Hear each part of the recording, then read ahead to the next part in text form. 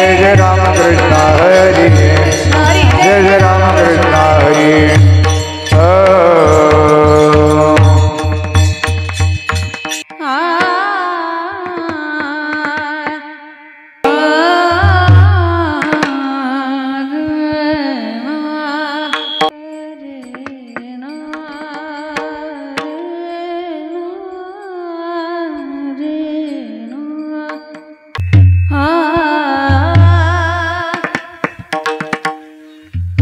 रूप पाहता लोचनी लोचनी रूप पाहता लोचनी लोचनी रूप पाहता लोचनी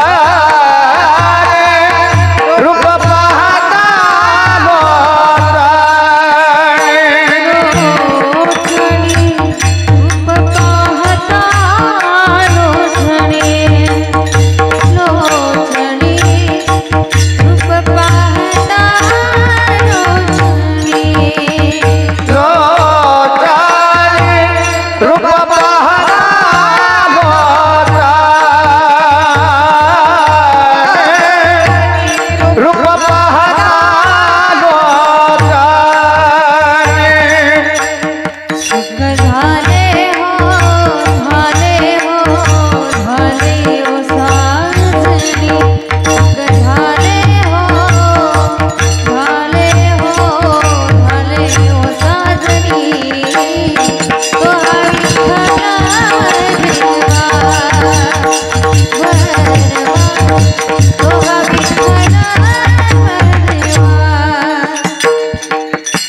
सुख झाले झाले झाले साजाने सुख झाले झाले झाले साजाने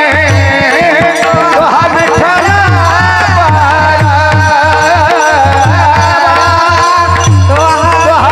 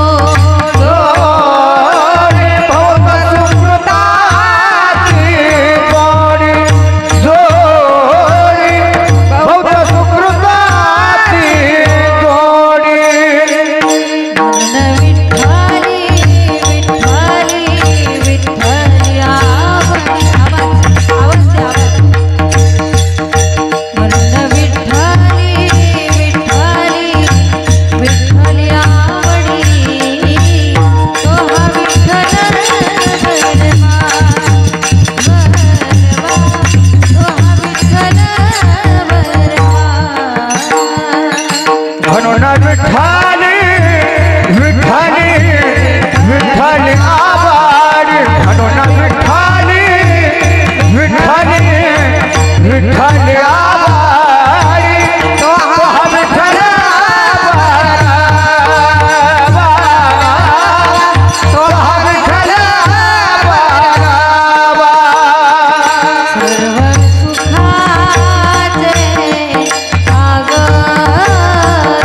सर्व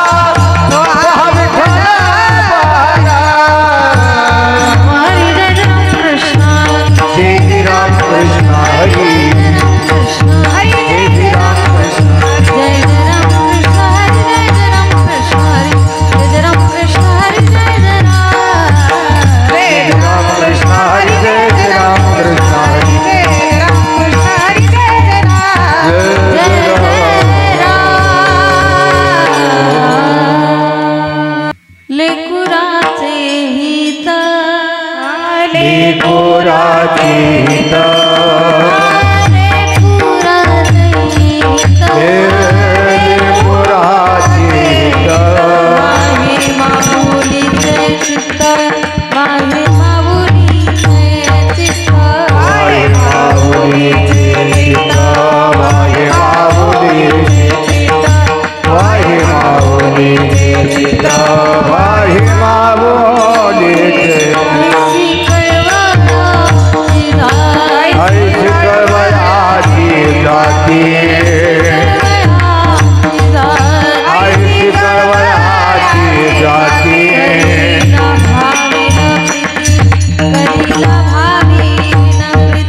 करिला भाविना प्रीति करिला भाविना प्रीति करिला भाविना प्रीति करिला भाविना प्रीति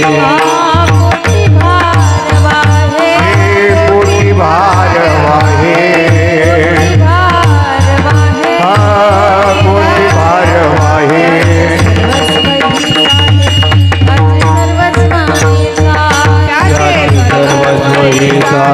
त्याज सर्वस्वहि साई त्याज सर्वस्वहि साई त्याज सर्वस्वहि साई ऐसी कर्मराजी जाती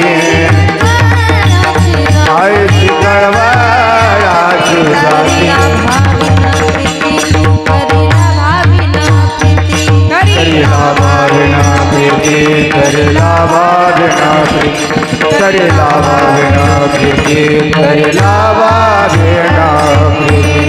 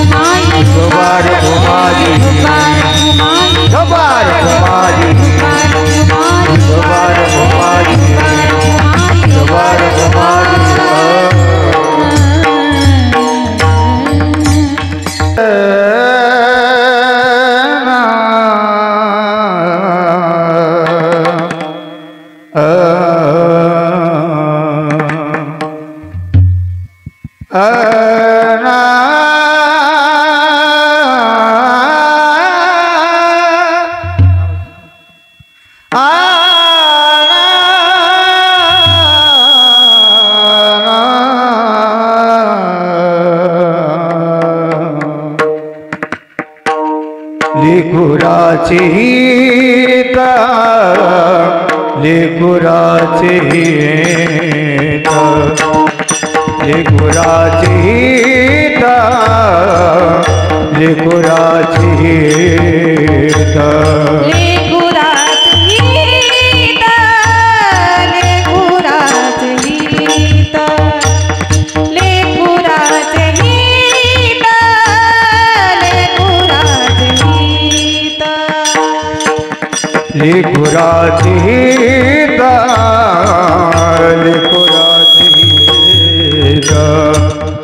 लिखुराचिता लिखुराचिता लिखुराचिता लिखुराचिता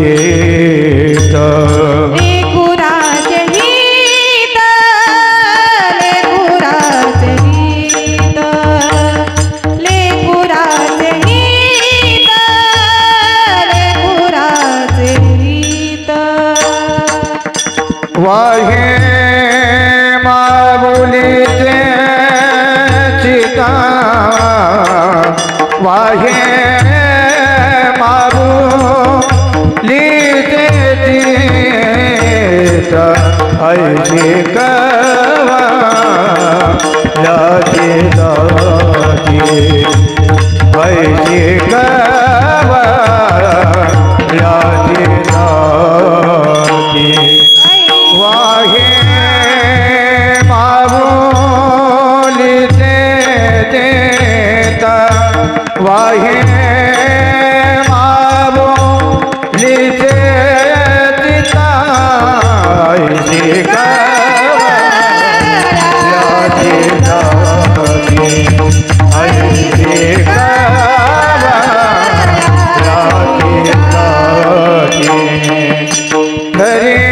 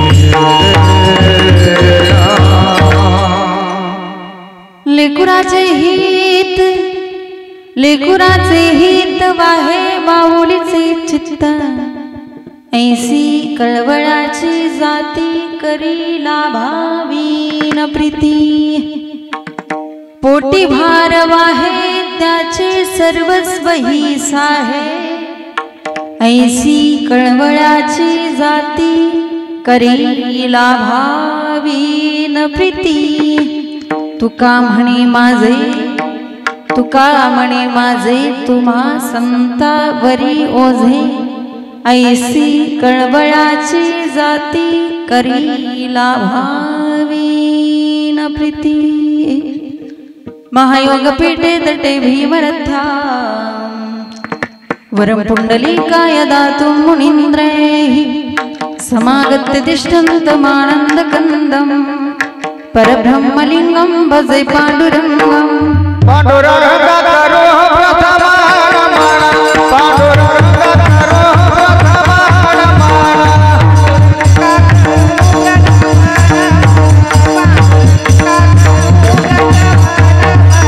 हे दूसरे चरण संपत्तिया दूसरे चरण संपत्तिया चंद्र बलाने जपेता विचार चंद्र बलाने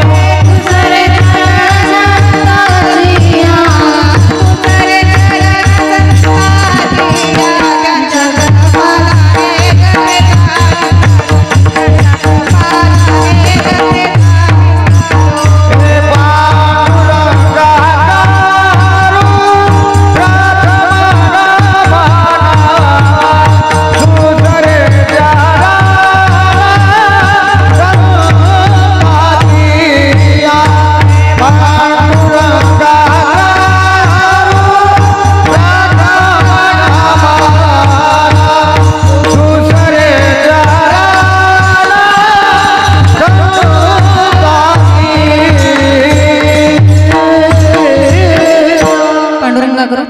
दुसरे चरण संताजिया त्यांच्या कृपादाने कथेचा विस्तार बाबाजी सद्गुरुदास तुका जयांचे केली स्मरण होय सकल विद्याचे अधिकरण तेची बंधू श्री चरण श्री गुरुचे ते नमस्कार आता ओम नमो ज्ञानेश्वरा करुणा करा दयाळा तुमचा अनुग्रह लादलो पावन झालो चराचरी लेकुराचे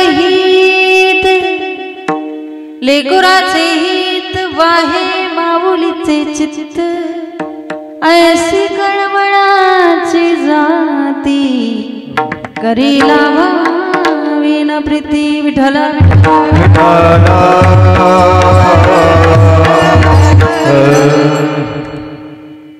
प्रस्तुत प्राप्त प्रसंगी प्राप्त स्थळी कीर्तनरूपी सेवेकरता घेतलेला भंग वारकरी संप्रदायाच्या कलशस्थानी विराजमान असणारे जगद्गुरु जगद्वंदनीय श्रीमंत श्री तुकोबाराय यांचा सर्वांच्या परिचित अतिशय सुंदर आणि 4 चरणाचा अभंग आज या ठिकाणी सेवेसाठी या अभंगामधून जगद्गुरु तुकोबाराय संतत्वाला मातृत्वाची उपमा देतात। तसा आपण जर विचार केला आत कोणी गोंधळ करताय प्लीज कृपया करून आपण शांत बसा। महिला मंडळ घरामध्ये ज्या महिला मंडळ त्यांनी शांत बसा। विठ्ठल विठ्ठल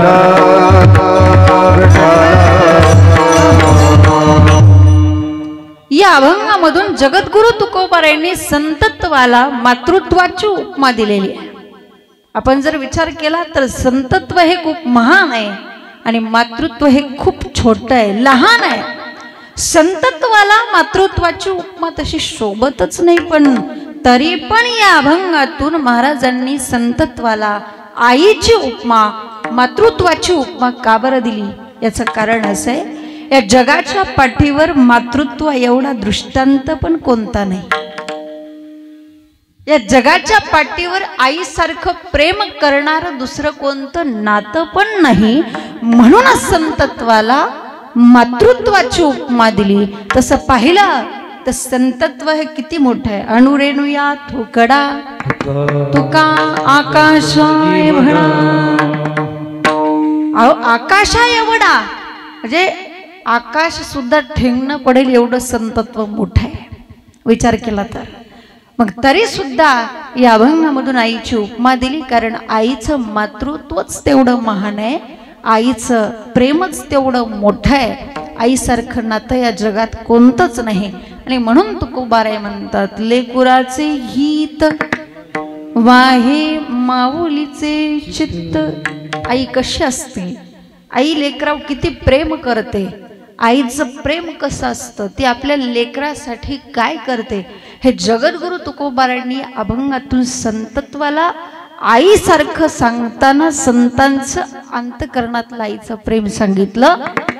अभंगावरती तर आपण बोलणारच आहोत, पण अभंगावर बोलण्यापूर्वी अल्पसा परिहार देणं महत्वाचं आहे.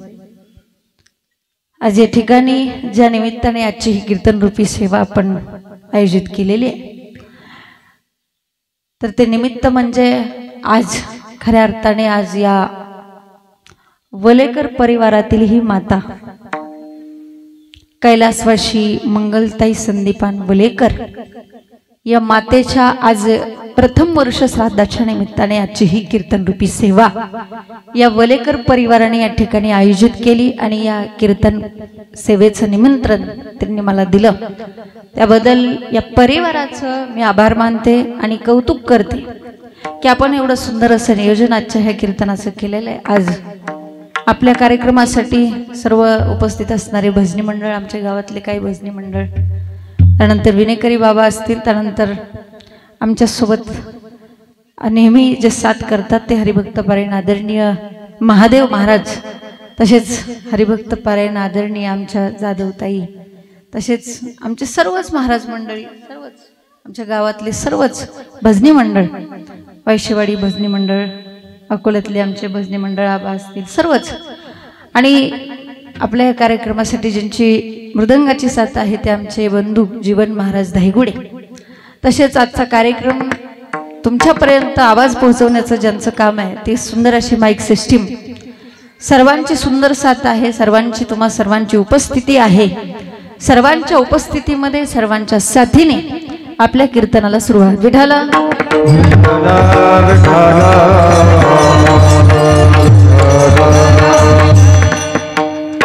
आज प्रथम वर्षश्राद्ध या मातेचं आहे. वर्षश्राद्ध कशाला म्हणतात, तर जो विधी आपण वर्षाने करतो आणि जो विधी आपण श्रद्धेने करतो त्याला म्हणायचं वर्ष श्राद्ध.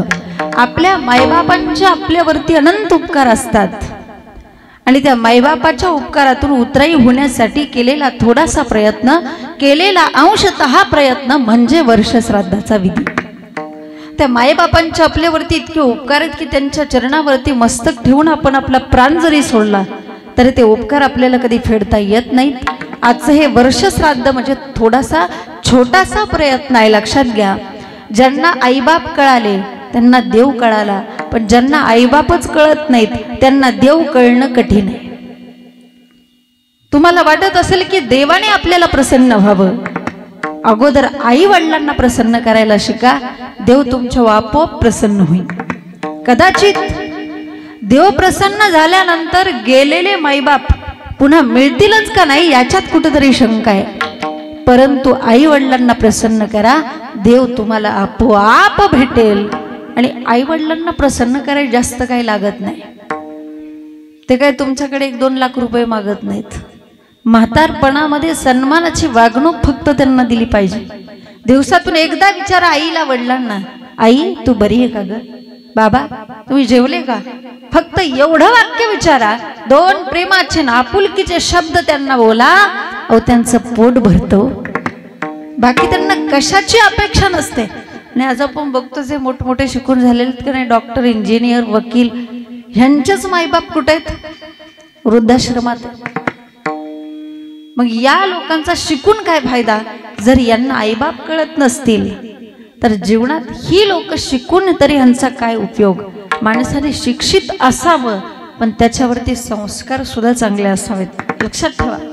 म्हणून आपले मायबाप जिवंत असेपर्यंत त्यांना जपा. मेल्यावर रडून काहीही उपयोग नाही.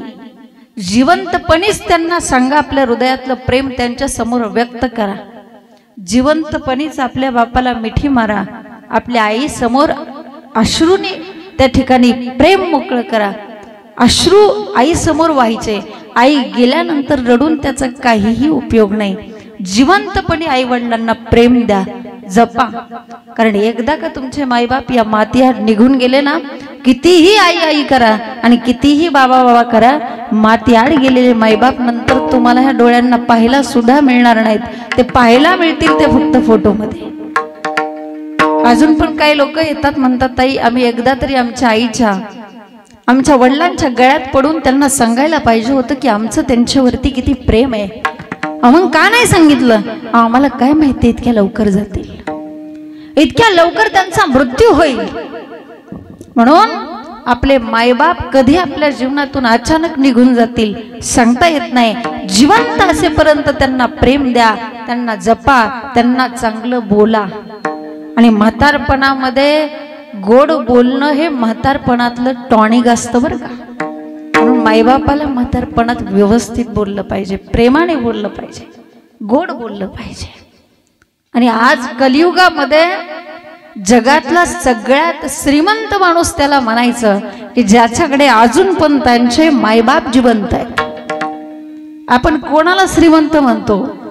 आज आई वडील कोणाकडे पण नाहीत, त्यांचं प्रेम आज कोणाला पण भेटत नाही. आणि ज्याला भेटतं तो जगातला सगळ्यात मोठा माणूस आहे.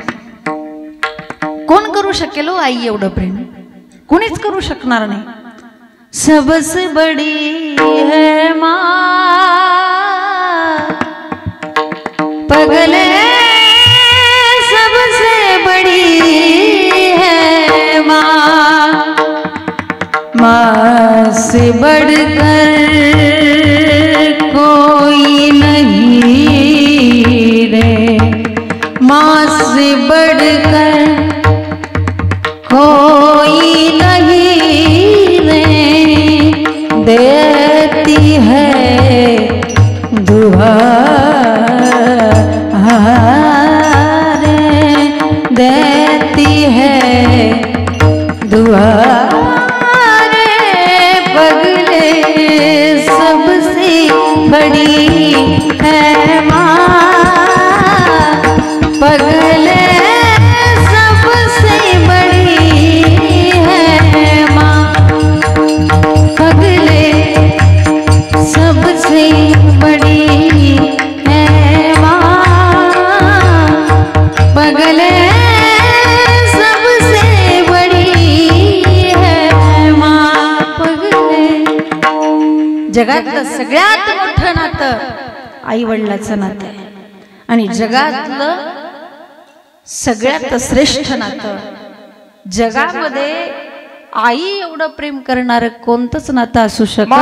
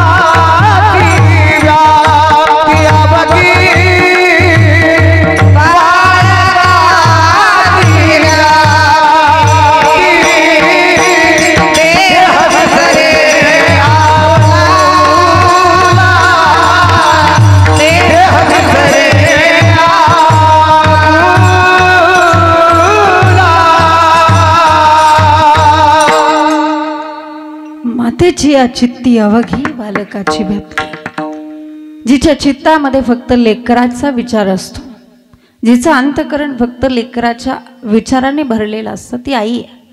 आणि म्हणून ज्याच्या जीवनातली ही आई गेली, त्याच्या जीवनात त्याच्यावरती खरं प्रेम करणारं कोणीतरी गेलं, त्याच्या जीवनात त्याच्यावरती निस्वार्थ प्रेम करणारं कोणीतरी गेलं. लक्षात ठेवा. आई माझी मायेचा सागर दिला तिने जीवना आकार,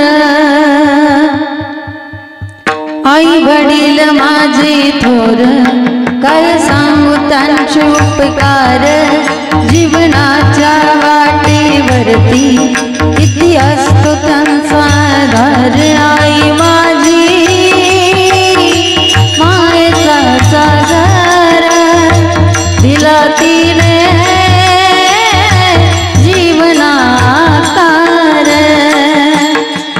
तडपत्या उन्हात अन रखरखत्या रानात राहीलीस माझ्यासाठी तू ग कष्टाच्या गावात कधी मिळे पोटभर घास कधी घडे तिला उपवास ओल्या मातीतून चालताना उडविले काटाचे फास आई माझी मायेचा सागर दिला तिने जीवनाकार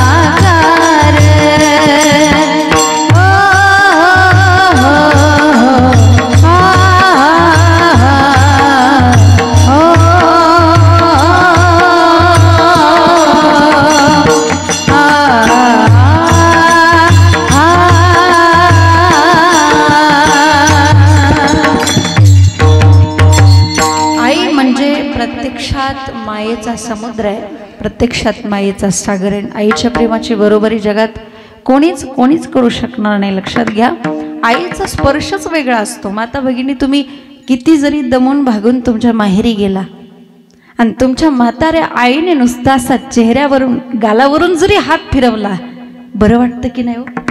कारण आईच्या स्पर्शामध्ये तेवढी ताकद आहे. लक्षात घ्या, ते प्रेम, ते वात्सल्य पुन्हा कधीच मिळू शकणार नाही, एकदा जर का निघून गेलं तर.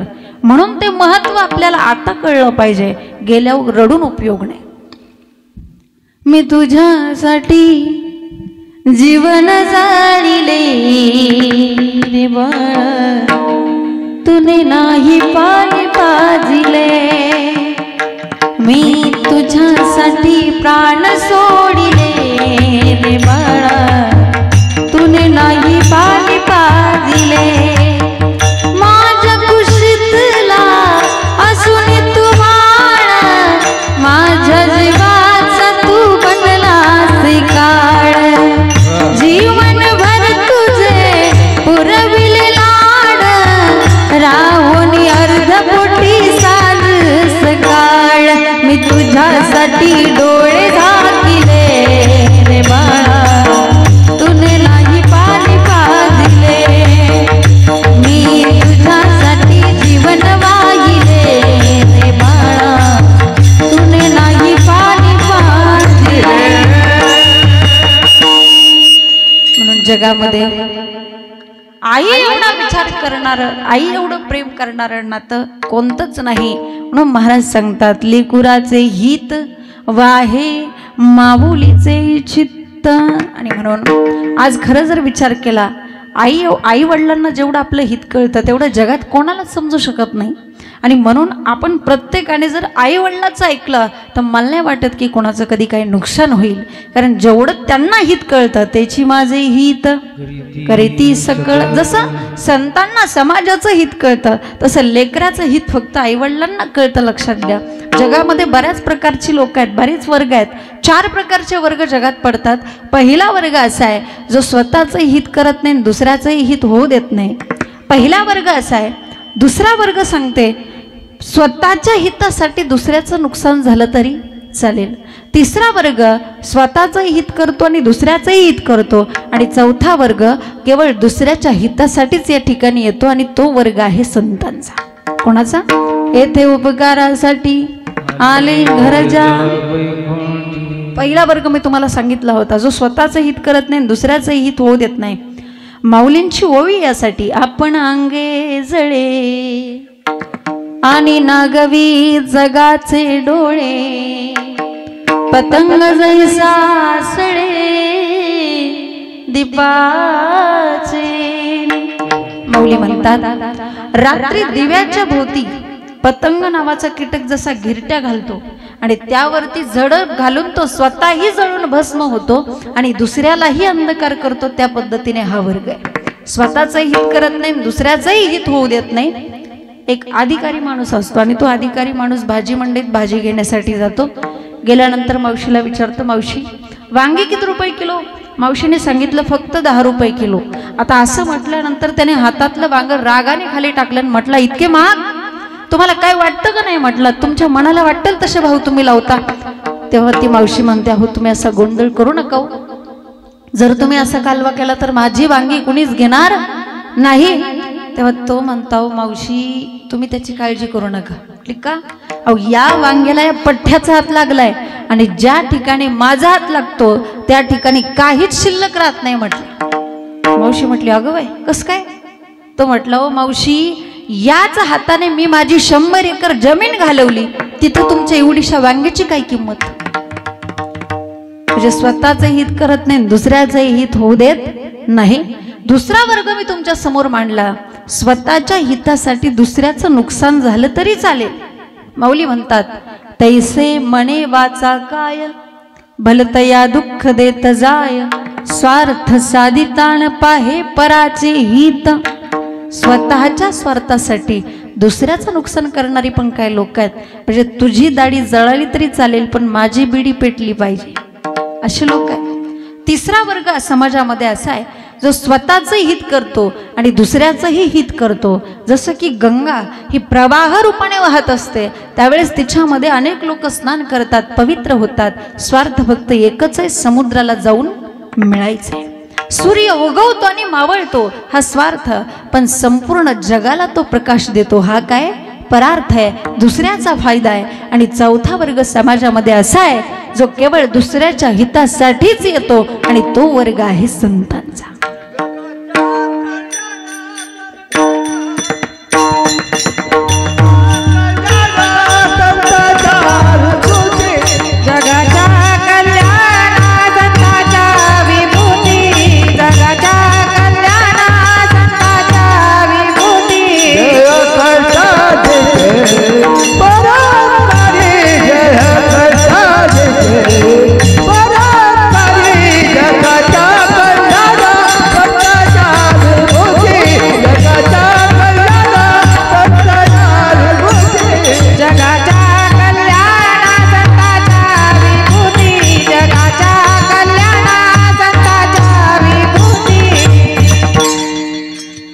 जगाच्या कल्याणा संताच्या विभूती, देह कष्टविती परोपकारे. आणि म्हणून संत महात्मे समाजाला त्यांचं हित सांगत असताना पहिल्यांदा गोड शब्दामध्ये सांगतात. बघा, ते संत महात्मे आपल्या प्रत्येकाचे मायबाप आहेत. तुम्ही संत माय बाप कृपावंत. आणि संताचं आणि आईचं अंतकरण एकच आहे बरं का. संत ज्या पद्धतीने ह्या समाजाला सांगतात तीच पद्धत आईची. संत पहिल्यांदा गोड शब्दामध्ये सांगतात की बाबांनो, आता तरी पुढे हाची उपदेश नका करू नाश आयुष्याचा. पण गोड बोलून ही लोक ऐकायला तयार नाही. म्हणून संतांनी शिव्या देऊन पण सांगितलं, किती सांगू तरी नाईकती बटकीचे पुढे सिंधळीचे रडतील. हे संतांनी दिलेल्या शिव्या आहेत बरं का. पण लोक इतकी विचित्र आहेत की शिव्या दिल्या तरी ऐकायला तयार नाही. मग मात्र संत महात्मे म्हणतात, बाबांना आता तुमच्या पाया पडतो पण ऐका. लागुनिया पाया विनवितो तुम्हाला, करे टाळी बोला मुखी नाम. अगदी तीच पद्धत आईची. आई पहिल्यांदा आपल्या लेकराला असं जवळ घेते आणि गोड शब्दामध्ये सांगते की बाळा, अरे अभ्यास कर. ते शेजारचं पोरग बघ बरं, 80-90 हजार पगार आहे, त्याला मोठ्या गाडीमध्ये फिरतं, तू पण अभ्यास कर, मोठा हो. पण ते पोरग ऐकत नाही. मग मात्र आई काय करते? दांडकं काढते. काय करते? दांडकं काढते. बरं, तिची स्वतःच्या लेकराला मारण्याची इच्छा असते का? नसते, पण मारावं लागतं. कशासाठी? त्याच्या हितासाठी. तरी पण ते कार्ट इतकं विचित्र असतं, मारलं तरी ऐकत नाही. मग मात्र आई म्हणते, बाळा मी तुझ्या पाया पडते रे, पण अभ्यास कर. आणि म्हणून जगद्गुरु तुकोबाराय अभंगाच्या प्रथम चरणामध्ये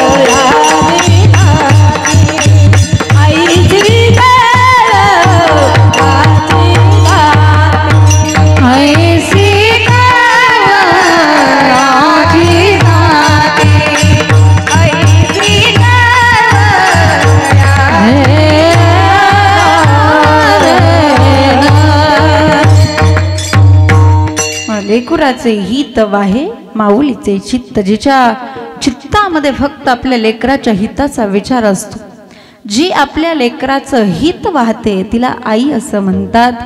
उदंड प्रेम करते ती आपल्या लेकरावरती, व्यापक प्रेम करते, व्यापक. आणि ती तिच्या जीवनामध्ये आपल्या लेकरासाठी कोणतंही दुःख सहन करू शकते. ती फक्त एक दुःख सहन करू शकत नाही, आणि ते दुःख म्हणजे तिच्या आधी तिच्या पुत्राचं जाणं. बाकी ती कितीही टोकाचं दुःख सहन करेल, पण ती एक दुःख सहन करू शकत नाही, तिच्या आधी तिचा मुलगा जाणं. आणि म्हणूनच 9 महिने 9 दिवस भरलेले असतात. अखेर बाळणपणाची वेळ जवळ आलेली असते. तिला अनंत यातना वेदना होत असतात. आणि तिला ज्या वेळेस दवाखान्यामध्ये नेलं जातं त्यावेळेस ते डॉक्टर त्या बाईच्या नवऱ्याकडे, त्या होणाऱ्या बाळाच्या बापाकडे पळतच येतात आणि सांगतात, हे बघा परिस्थिती कठीण आहे, बाळाच्या गळ्याला नाडेचे बेडे पडलेले आहेत, एक तर तुमचं बाळ जगू शकतं, अन्यथा तुमची बायको, तुम्हाला काय हवंय. बापाने लगेच पेपरावरती सही केली आणि सांगितलं, डॉक्टर साहेब पोरगं मेलं तरी चालेल पण बायको पाहिजे. हे बापाचं वृत्त झालं. पण ज्या वेळेस ते डॉक्टर त्या होणाऱ्या बाळाच्या आईकडे येतात, जिला अनंत यातना वेदना होत असतात, आणि तिला विचारतात, हे बघा परिस्थिती कठीण आहे, एक तर तुम्ही जगू शकता नाहीतर तुमचं बाळ, तुम्हाला काय हवंय. तेव्हा एवढ्या त्रासामध्ये सुद्धा त्या आईने म्हणावं, डॉक्टर साहेब मी मेले तरी चालेल पण माझं बाळ जगलं पाहिजे. डॉक्टर साहेब माझं बाळ जगलं पाहिजे. का? कारण ती सहन करू शकत नाही, तिच्या आधी तिचा मुलगा जाणं नाही सहन करू शकत. आणि म्हणून ती आई जेवढं आपल्या लेकरावरती प्रेम करू शकते जगात कोणच करू शकत नाही. एखाद्या लेकराची आई मरण पावते, तो मुलगा त्या आईच्या प्रेता पुढं बसून धाई मोकलून रडतोय, तेव्हा शेजारचे काही बायका येतात आणि त्या मुलाची समजूत घालतात, अरे बाळा रडू नकोस, अरे राजा रडू नकोस, अरे आम्ही पण तुझ्या आई सारख्याच आहोत ना. इथं तर बोलताना त्या चूक करतात ना. आई सारख्याच असं म्हणणं वेगळं आणि प्रत्यक्षात आईच होणं वेगळं. लक्षात घ्या. तसं पाहिलं तर जगातल्या सगळ्या स्त्रिया आई सारख्याच आहेत. पराव्या नारी माता माऊली समान. आई झाल्याशिवाय आईचं अंतकरण कळत नाही, त्यासाठी आईच व्हावं लागतं. अहो किती जवळचं नातं त्या लेकराचं आणि आईचं. जन्म दिला आईने मला, उपकार हा मोठा झाला. जन्म दिला आईने मला, उपकार हा मोठा झाला. हेच लागे माझ्या पायाला, पाणी तिच्या डोळ्याला. जन्म दिला आईने मला, उपकार हा मोठा झाला. जन्म दिला आईने मला, उपकार हा मोठा मोठा झाला. जन्म दिला, खूप मोठा उपकार झाला त्या आईचा. नाही आईचं नातं कुठल्या नात्याशी सर येत नाही, त्या आईच्या नात्याला नाही येऊ शकत. नाही झाले प्रमाण झाले. मातेची या चित्ती अवघी बाळकाची व्याप्ती. बाकीच्या नात्यामध्ये स्वार्थ असू शकतो, इको कमी करा. आईच्या नात्यामध्ये कोणताही स्वार्थ नाही आणि आईच्या प्रेमाची सर कोणत्याच नात्याला येऊ शकत नाही. लक्षात घ्या. एक जण माझ्याकडे आले आणि मला म्हटले, ताई आईच्या बायकोच्या प्रेमामध्ये काहीच फरक नसतो. म्हटलं आईच्या बायकोच्या प्रेमामध्ये काहीच फरक नसतो. म्हटलं कसं काय? ते म्हटले, पूर्वी माझी आई मला आंघोळ घालायची, आता माझी बायको पण मला आंघोळ घालते. म्हटलं पूर्वी माझी आई मला जेवण वाढायची, आता माझी बायको सुद्धा मला जेवण वाढते. म्हटलं आईच्या बायकोच्या प्रेमामध्ये काही फरक नाही. त्यावेळेस मी त्यांना म्हटलं, ज्या वेळेस तुम्ही लहान होता, लहान असताना तुमच्या आईने तुमची टाळू भरली आणि तुमच्या डोक्यावरती केस आले, पण ज्या वेळेस तुमच्या बायकोने तुमच्या टाळूवरून हात फिरवला त्यावेळेस आलेली केस गेली. वाटल्यास चेक करून बघा. ऐकीन नाही नाही नाही नाही आईच्या प्रेमाचे सर कोणत्याच नात्याला येऊ शकत नाही. म्हणून असं निस्वार्थ प्रेम करणारं केवळ एकच नातं आहे. महाराज अभंगाच्या द्वितीय चरणामध्ये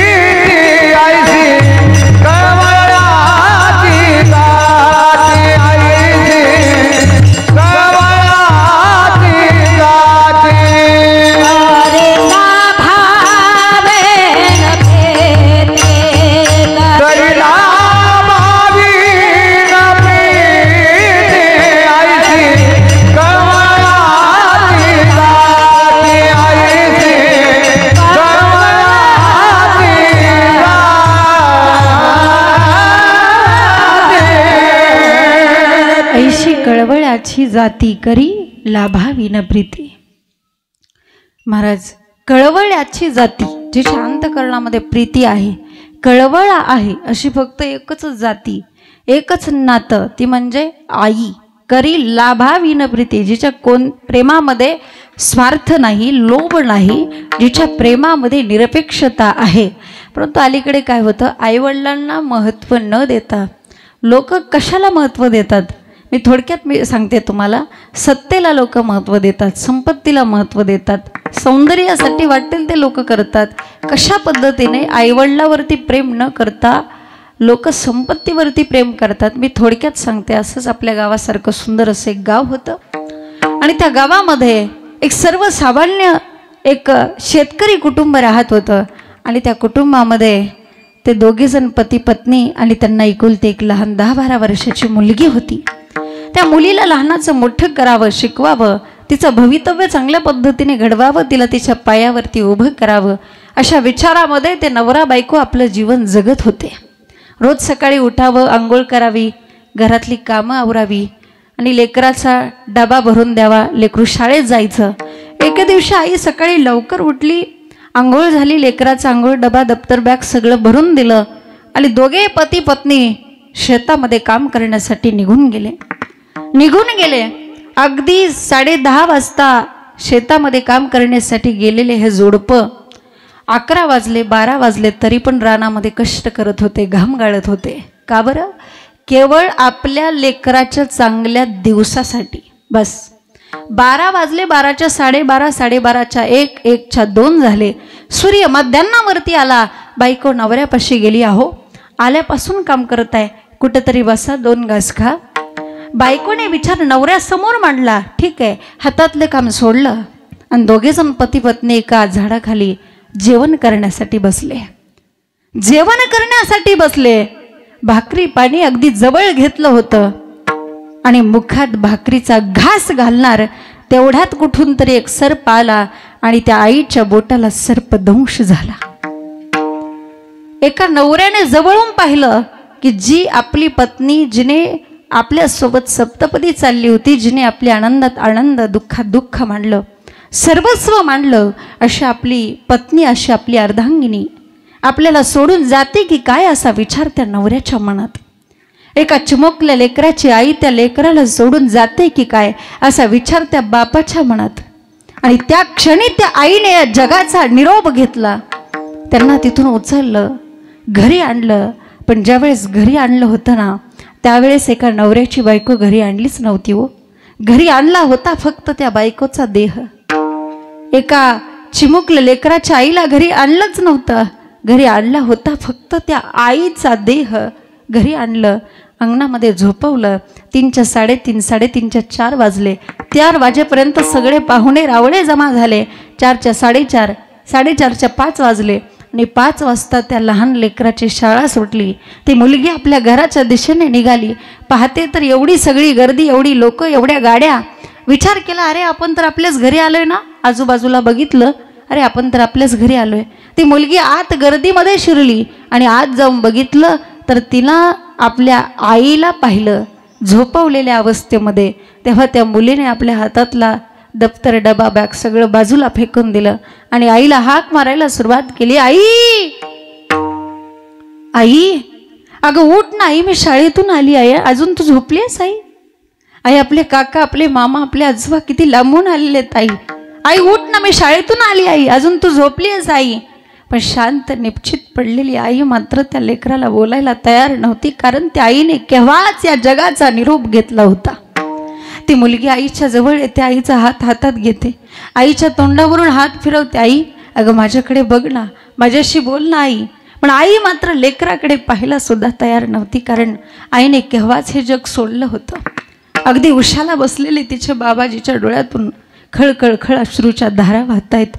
तिथून उठले, आपल्या लेकराला जवळ घेतलं, कवटाळलं, सांगितलं, बाळा, ना समजते लेकरू, सांगितलं, बाळा, तुझी आई आता तुझ्याशी कधीच बोलू शकणार नाही बाळा, आणि ती माझ्याशी कधीच बोलू शकणार नाही, कारण तुझ्या आईने केव्हाच या जगाचा निरोप घेतला. सत्य सांगून टाकलं, तुझी आई देवाच्या घरी गेली. सांगून टाकलं सत्य. आणि लहानपणीच कोणीतरी सांगितलं होतं, देव वरती राहतो, आकाशात राहतो. लहानपणीच कोणीतरी सांगितलं होतं. त्यांचा अंत्यविधी कार्यक्रम वगैरे सगळं आटोपलं, सगळं झालं. हळूहळू परिस्थिती बदलली आणि आपल्या हिंदू धर्माच्या नियमाप्रमाणे, हिंदू धर्म संस्कृतीप्रमाणे नागपंचमीचा सण अगदी महिना 15 दिवसाच्या अंतरावरती आला होता. नागपंचमी दिवशी प्रत्येकाच्या घरी पुरणपोळ्याचा स्वयंपाक होता. मुलांच्या अंगावर नवीन कपडे होती, कोणाच्या घरामध्ये पतंग होता, कोणाच्या अंगणामध्ये झोका होता. पण या घरामध्ये मात्र पुरणपोळ्याचा स्वयंपाक नव्हता, नवीन कपडे नव्हती, अंगणात झोका नव्हता, घरामध्ये पतंग नव्हता. सगळी मुलं बाहेर खेळत होती. समोरच एक मोठं लिंबाचं झाड होतं. त्या झाडाला बांधलेल्या झोक्यावरती काही मुलं झोका खेळत होती, काही पतंग उडवत होती. पण सकाळ उठल्यापासून हे लेकरू मात्र घराशेजारी पडलेल्या एका मोठ्या दगडावरती बसून रडत होतं, अश्रू ढाळत होतं. का? कारण प्रत्येक क्षणाला आईची आठवण येत होती. आणि त्या मुलीने त्या पतंग उडवणाऱ्या त्या मुलांकडे, त्या पतंगाकडे पाहिलं आणि ती मुलगी पतंगाकडे पाहून आपलं मनोगत व्यक्त करायला लागली. पतंगा, कारण लहानपणी सांगितलं होतं की देव वरती राहतो, आकाशात राहतो. आणि पतंगाकडे पाहून ती मुलगी त्या पतंगाला बोलू लागली, पतंगा, अरे तू चाललायस ना वरती आकाशामध्ये, अगदी गगनाला भिडायला, मग तू माझा एवढा निरोप माझ्या आईपर्यंत पोहोचवशील, माझा एवढा निरोप तू माझ्या आईला सांगशील पतंगा? ती मुलगी पतंग अशी आपलं मनोगत व्यक्त करू लागली. पतंगा रे पतंगा उडू नको थांबना, पतंगा रे पतंगा उडू नको थांबना, पतंगा रे पतंगा उडू नको थांबना, पतंगा रे पतंगा उडू नको थांबना. आई माझी देवा घरी निरोप तिला सांगना, आई माझी देवा घरी निरोप तिला सांगना, पतंगा रे पतंगा उडू नको थांबना, पतंगा रे पतंगा